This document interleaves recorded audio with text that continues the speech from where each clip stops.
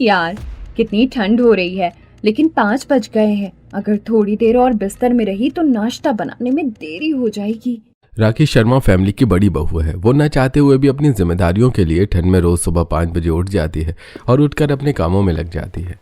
राखी kitchen में काम कर रही है, तभी बाहर से धर्मपाल की आवाज आती है। अरे बहू, जरा बैठक में 10 कप चाय तो भिजवा दो, साथ में नमकीन बिस्किट भी। हाँ पापा जी, अभी भिजवा रही हूँ, बस 10 मिनट। राखी फटाफट अपना काम छोड़कर पहले गैस पर चाय चढ़ाती है, फिर स्नैक्स के साथ बैठक में भिजवा देती है। इतने में ही सागर ऑफिस के लिए तैयार होकर अपने कमरे में से किचन में आता है। अरे राखी, मेरा तो आलू के पराठे खाने का बहुत मन था। हाँ तो आपका मन हो और मैं वो चीज ना बनाऊं, ऐसा कभी हुआ है? मैंने पहले ही आलू के पराठे बना दिए हैं। राखी फटाफट सागर के लिए नाश्ता लगाती है, उसका लंच पैक कर देती है। उसका ये काम खत्म हुआ नहीं था, तभी दीपा आ जाती है।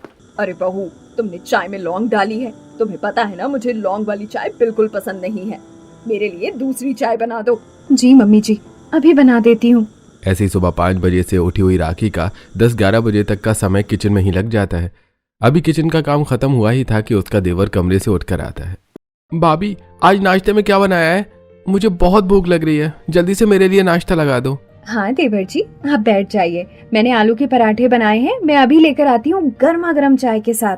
भाभी क्या यार, रोज आलू के पराठे मुझे नहीं पसंद। आप हमेशा देसी खाना बनाती हो, कभी चाइनीज भी बना लिया करो। आज तो मेरा व्हाइट सॉस पास्ता खाने का मन है, प्लीज वो बना दो।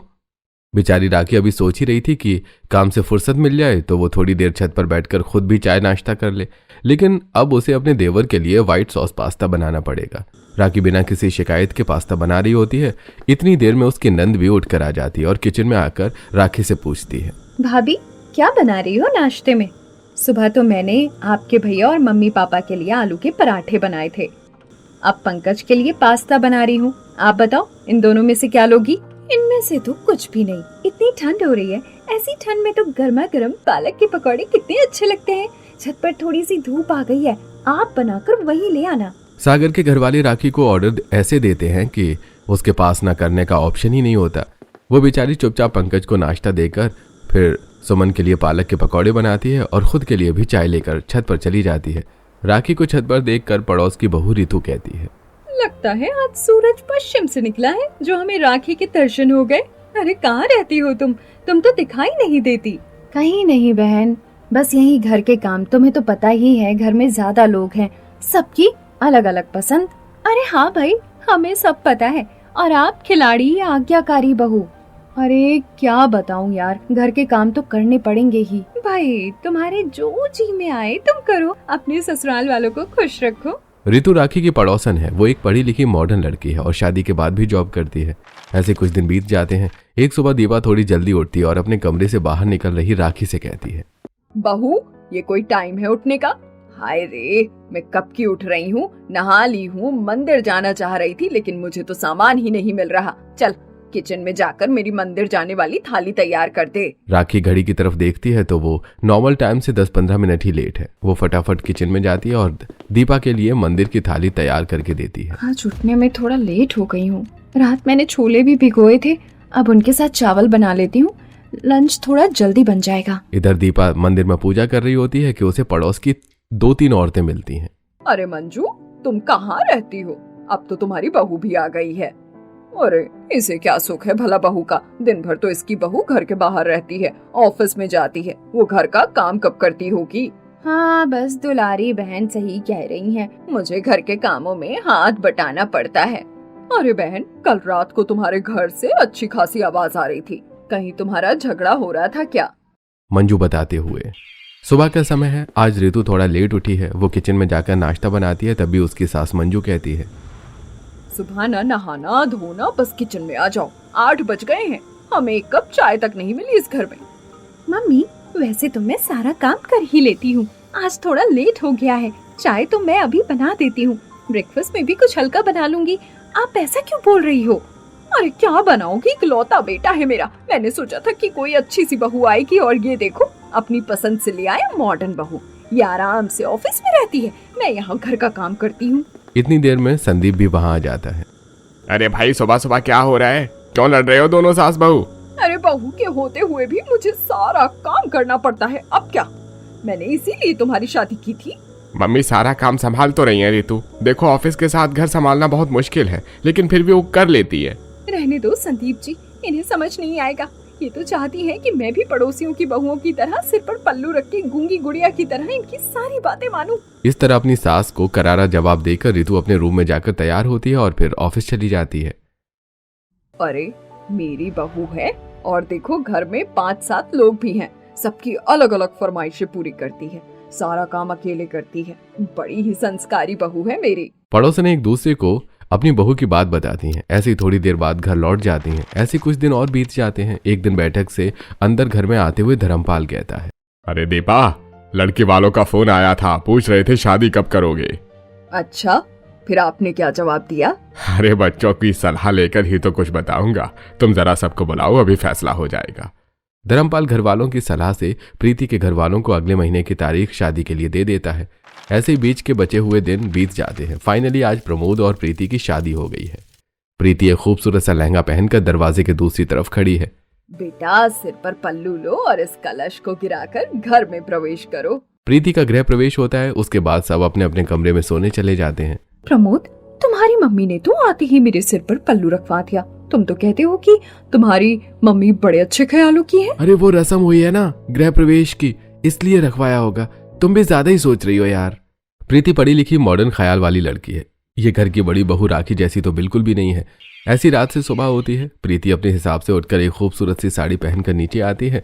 प्रीति को देखकर दीपा कहती है, बहू उठ गई तुम? आज तो तुम्हारी पहली रसोई होगी। तुम्हें खाना बनाना तो आता है ना? हाँ मम्मी, मुझे सब बनाना आता है, आप टेंशन मत लीजिए। तभी पीछे से पंकज भी आ जाता है। तो भाभी किचन उस तरफ है। राखी भाभी ने तो आज तक हमारी सारी फरमाइशें पूरी की हैं और अब आपकी बारी है। देखो आप क्या बनाकर खिलाती हो सबको। हाँ भाभी, हमें भी आपके हाथों का बना हुआ चटपटा और कुछ अलग सा खाने का बहुत दिनों से इंतजार था। मैं अभी तक किचन में गई भी नहीं और इन लोगों ने मुझसे इतनी सारी उम्मीदें लगा ली। प्रीति किचन में जाती है जहाँ पर उसकी जेठानी पहले से काम कर रही होती है। अरे देवरानी जी, आपकी नई नई शादी हुई है, आप अभी से किचन में काम करने आ गई। जाओ आप सच संवर कर बैठो, काम तो मैं देख लूंगी। नहीं जेठानी जी, अब तक तो आपने अकेले घर को अच्छे से चलाया है, अब मैं आपकी हेल्प करूंगी। राखी और प्रीति बात कर ही रही होती हैं, तभी सागर आता है। अरे यार राखी, तुमने लंच में वो बनाकर दिए थे कड़ी पकौड़े, कितनी तेज मिर्च हो रही थी उनमें और रोटी भी बिल्कुल सूख गई थी। इतनी पतली रोटी मत बनाया करो। अच्छा, मिर्च तेज थी क्या? मैं आगे से ध्यान रखूंगी। आज क्या बनाऊं आपके लिए?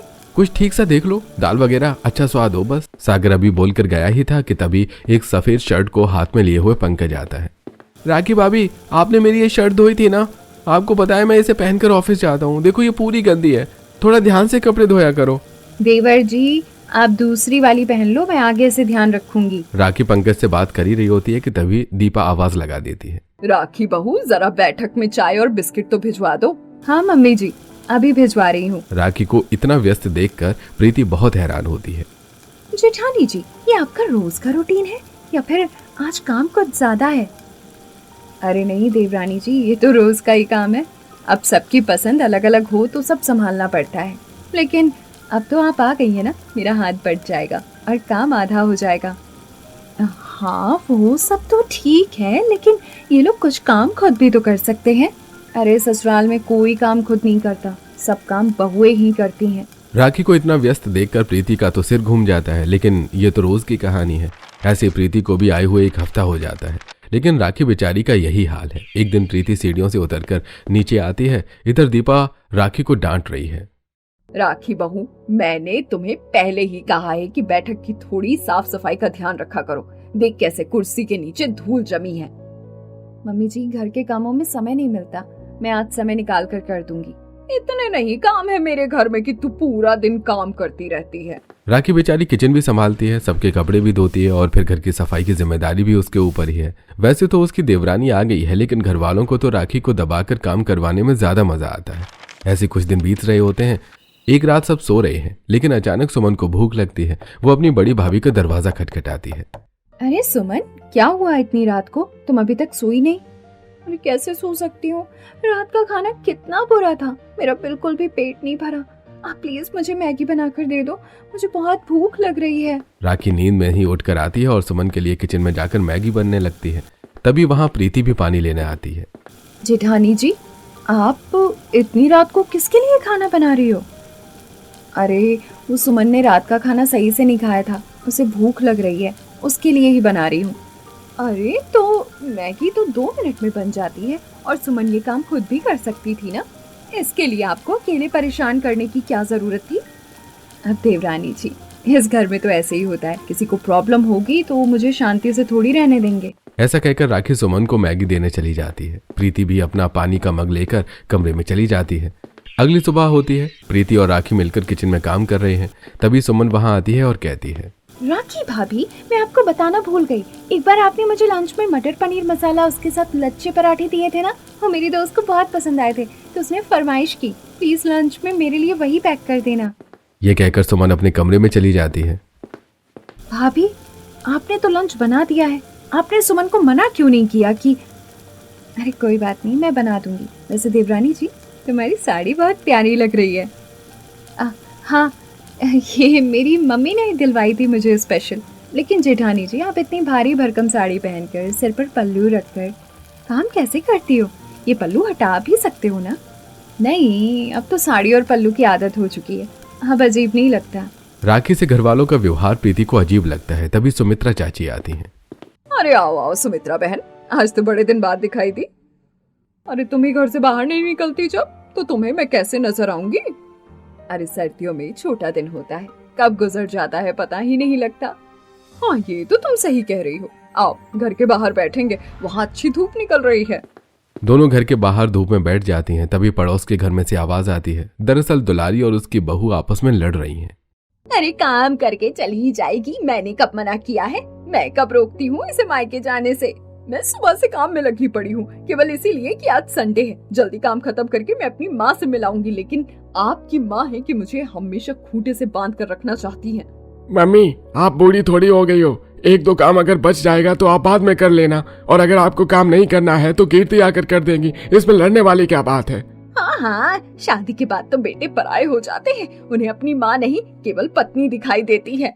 ऐसे लड़ते हुए दुलारी घर से बाहर निकल जाती है। तभी सुमित्रा और दीपा बैठी थी। दुलारी बहन, इतने गुस्से में आखिर क्या बात हो गई? क्यों झगड़ रहे हो तुम सब?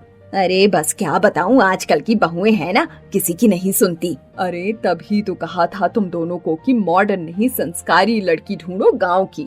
अरे बहन, गांव की संस्कारी बहू ही लाई थी, लेकिन जैसे जैसे शादी को कुछ दिन हो गए, इसकी जुबान कैंची की तरह चलने लगी और अब तो मुझे भी उल्टा जवाब देती है।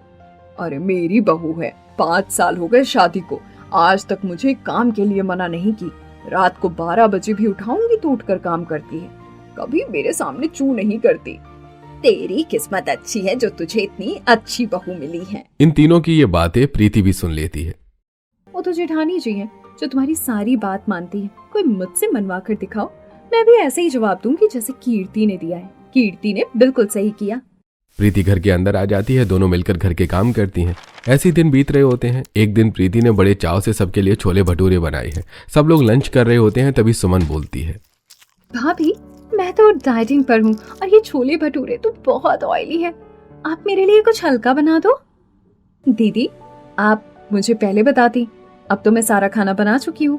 आप एक काम करो, फ्रिज में कुछ सब्जियां रखी हैं, आप अपने लिए सलाद बना लो, वो बहुत हेल्दी होता है। क्या मतलब बना लो? आप नहीं बना सकती क्या मेरे लिए?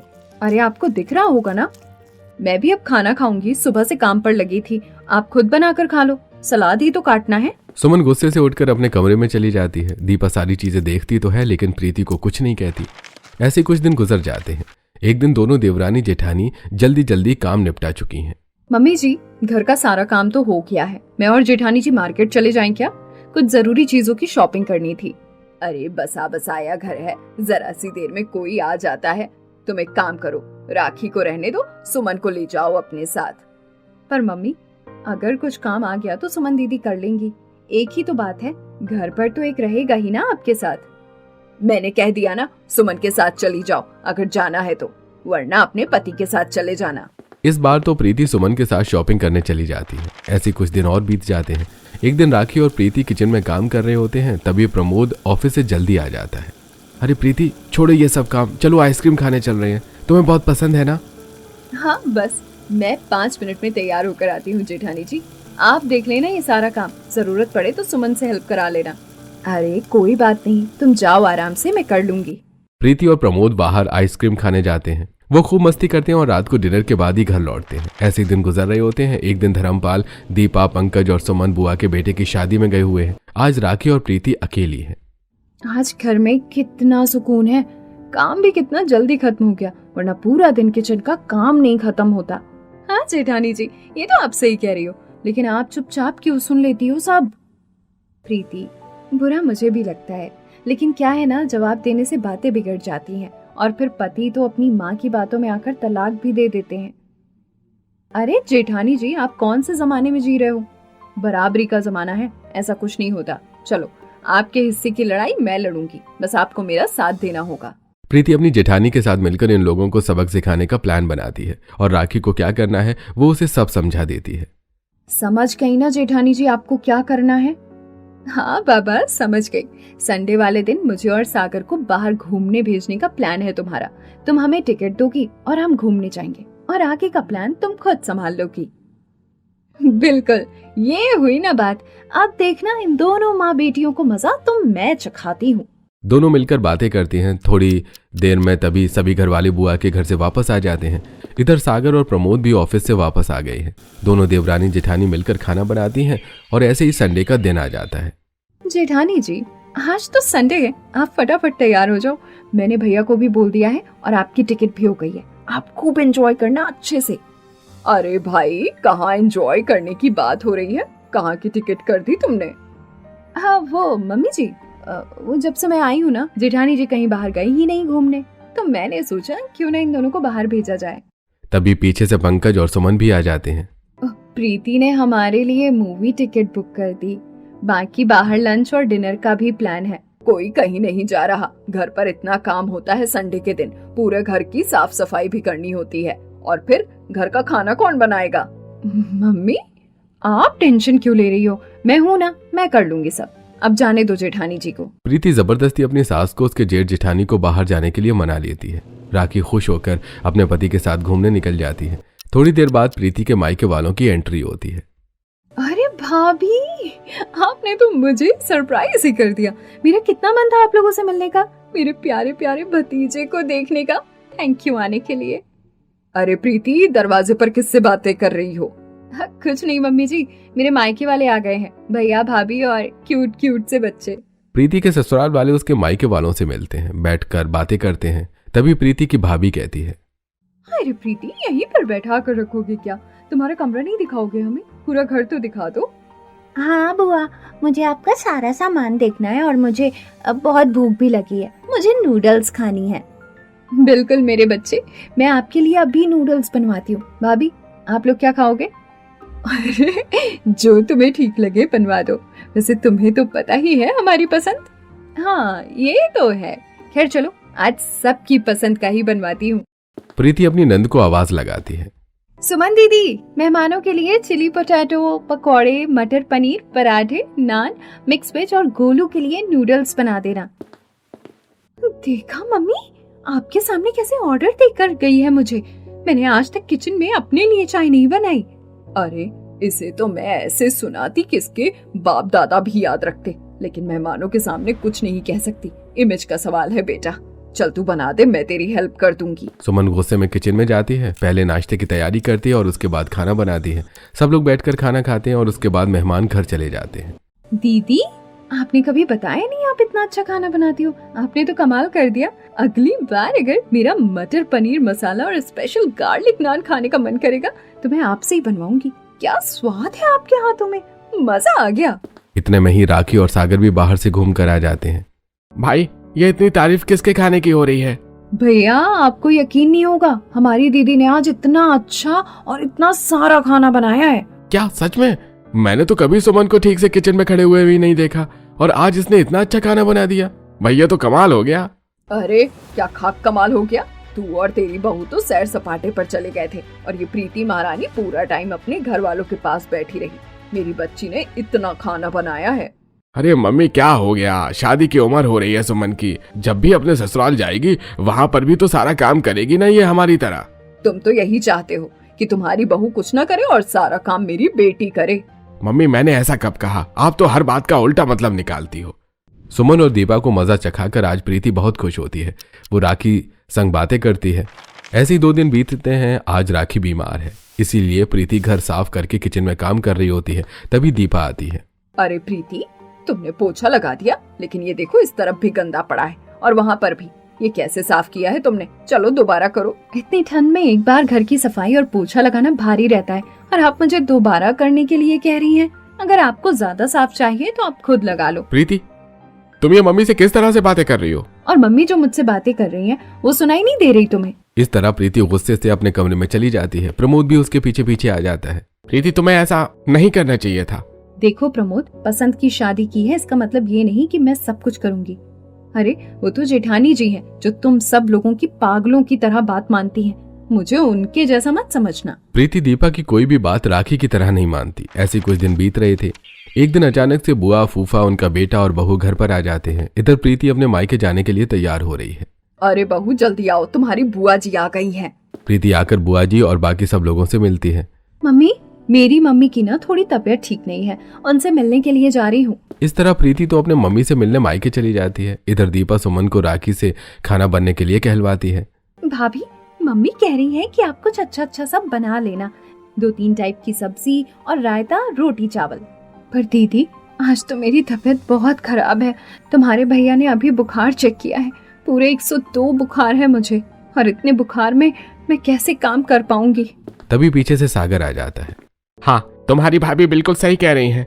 आज तो खाना तुम्हें ही बनाना पड़ेगा, और तुमने वैसे भी उस दिन इतना अच्छा खाना बनाया था, तुम बना लो ना।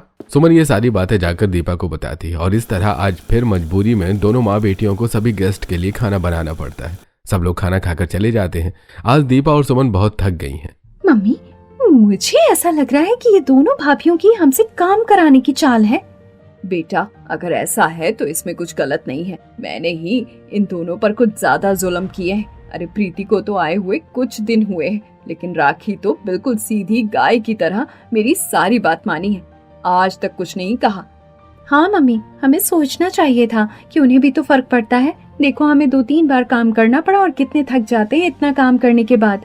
हाँ वही तो, गलती तो खैर हमसे हुई है, तभी हमारी बहुओं को इस तरह ये सब करना पड़ा, हमें महसूस कराने के लिए। दीपा सुमन और घर वालों को अपनी गलती समझाती है। अगली सुबह से दोनों जल्दी उठकर नाश्ता बनाती हैं। प्रीति और राखी किचन में सब तैयार देखकर हैरान हो जाती हैं। देवरानी जी, क्या आज आपने सब कुछ जल्दी उठकर बनाया है?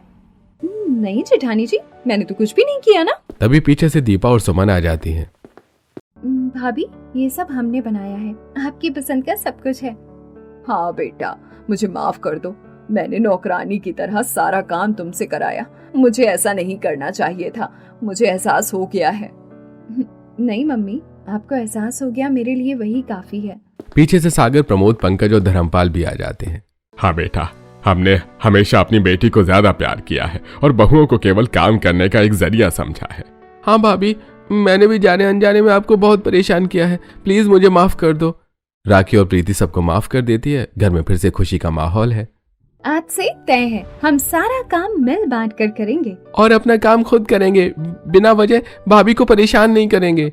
पंकज और सुमन की बात सुनकर घर वाले बहुत खुश होते हैं।